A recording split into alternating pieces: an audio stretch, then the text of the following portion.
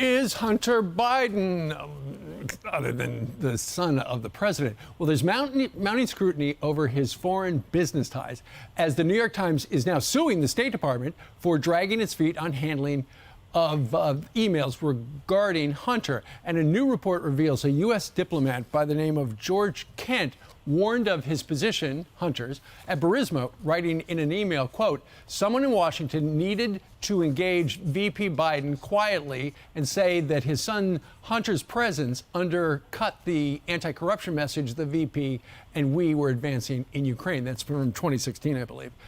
Have the Bidens been caught red-handed? What does it all mean?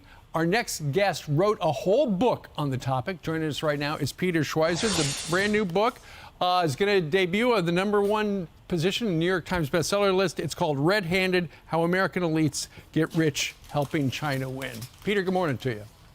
Good morning, Steve. Great to be with you. So does it surprise you that this U.S. diplomat saying in 2016, when Joe Biden is vice president, hey, the vice president's son's screwing this up?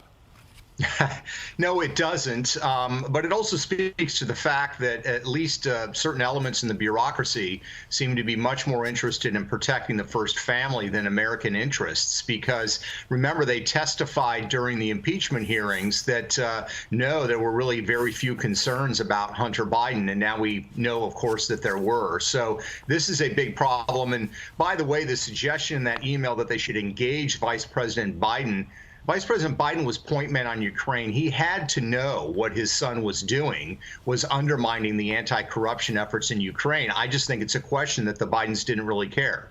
Well, as another guy by the name of Peter Ducey asked the then candidate Joe Biden, have you ever talked to your son about your overseas business dealings? And extraordinarily, Joe Biden said no.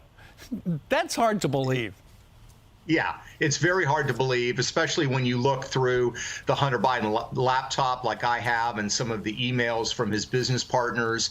And we even know now from other reporting that they did communicate about these things. And even more importantly, Steve, as I point out in the book, they commingled funds. Hunter Biden was subsidizing his father's lifestyle. I'm sure his father wanted to know or knew where that money was coming from. And of course, that money was coming from overseas. Well, the U.S. attorney has been looking into Hunter Biden's tax problems since, I think, 2018. So it'll be interesting if they ever reveal how they're intertwined. In the meantime, extraordinary news. The New York Times is suing the Department of State, Joe Biden's Department of State, because they are stonewalling. They said, yeah, the soonest we can get you that information is 2023, which is just kicking the can so far out of the realm. The New York Times is saying, we're taking you to court. Why is suddenly, Peter, the New York Times interested in this stuff? Because, you know, a year or so ago, it was only you and us.